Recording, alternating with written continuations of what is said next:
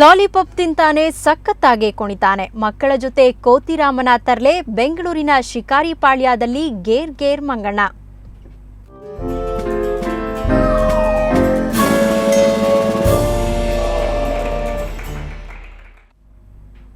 ಇಲ್ಲೊಂದು ಕೋತಿ ಮರಿ ಇದೆ. ಮಕ್ಕಳ ಜೊತೆ ಮಗುವಾಗಿ ಬೆಳೀತಾ ಇದೆ. ಎಲ್ಲಿಂದಲೋ ಗುಂಪು ಬಿಟ್ಟು ಬಂದು ಒಬ್ಬಂಟಿಯಾಗಿದ್ದ ಈ ಕೋತಿ ಮರಿ ಮನುಷ್ಯರ ಜೊತೆ ಹೊಂದಿಕೊಂಡಿರೋದೇ ವಿಸ್ಮಯ ಮೂಡಿಸುತ್ತೆ. ಮಕ್ಕಳು ಕೂಡ ಈ ಮಂಗಣ್ಣನ ಜೊತೆ ಖುಷಿಯಾಗಿದ್ದಾರೆ.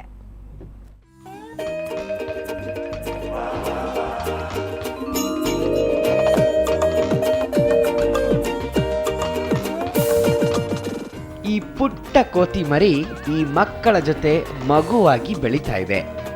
ಚಿಕ್ಕ ಮಕ್ಕಳ ಜೊತೆ ಈ ಪುಟಾಣಿ ಕೋತಿ ಫ್ರೆಂಡ್ ಆಗ್ಬಿಟ್ಟಿದೆ.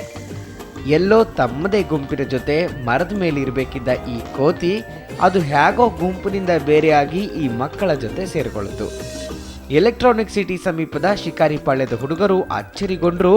ಅನಾಥವಾಗಿದ್ದ ಈ ಕೋತಿಯ ಆರೈಕೆಗೆ ಮುಂದಾದ್ರು. ಮೊದಲು ಇದು ಯಾರನ್ನು ಹತ್ರಕ್ಕೆ ಬಿಟ್ಕೊಳ್ದೆ ಗುರ್ರ ಅಂತ ಇದ್ದ ಈ ಕೋತಿ ಈಗ ಈ ಹುಡುಗರ ಜೊತೆ ಬೀದಿ ಸುತ್ತುತ್ತಾ ಇದೆ. ಇದೆ ನಾವೇ ಊಟ ಹಾಕ್ತಿದ್ದೀನಿ, ನಾವೇ ಸಾಕ್ತಾ ಇದ್ದೀನಿ. ಯಾವ್ದು ನೋಡಿದ್ರೆ ಮನೆಯಲ್ಲೇ ಇರುತ್ತೆ.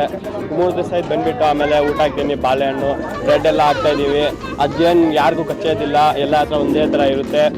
ಕರ್ಕೊಂಡೋಗಿದ್ರೆ ಹೋಗುತ್ತೆ. ಎಲ್ಲಾದ್ರೂ ಊಟ ಹಾಕ್ತೀವಿ, ಬಾಳೆಹಣ್ಣು, ಅದು ಬ್ರೆಡ್ ಎಲ್ಲ, ಅದೇ ಹಾಲು ಇವೆಲ್ಲ ಹಾಕ್ತೀವಿ.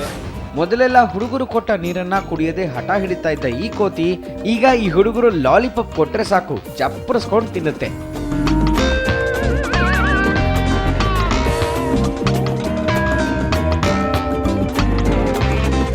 ಹೇಯ್ ತಿನ್ಬೇಡ, ವಾಪಸ್ ಕೊಡು ಅಂದ್ರೂ ಕೇಳಲ್ಲ. ಇನ್ನು ಮಾವಿನ ಹಣ್ಣು ಕೊಟ್ರೆ ಸ್ಮೆಲ್ ನೋಡಿ ಓಕೆ ಅನ್ಸಿದ್ರಷ್ಟೇ ಬಾಯಿಗಿಟ್ಕೊಳ್ಳುವಷ್ಟು ಹುಷಾರಾಗ್ಬಿಟ್ಟಿದ್ದಾನೆ ಈ ಮಂಗಣ್ಣ.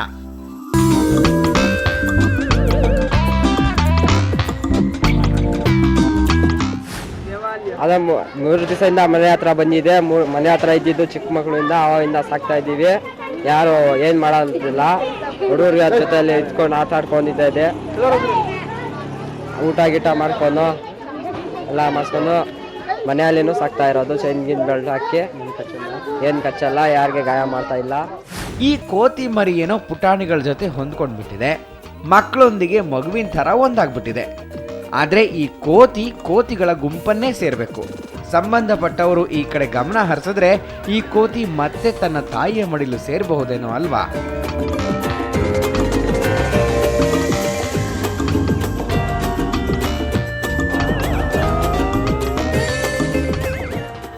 ಮಂಜುನಾಥ ಆನೆಕಲ್, ಸುವರ್ಣ ನ್ಯೂಸ್ 24/7 ಬೆಂಗಳೂರು.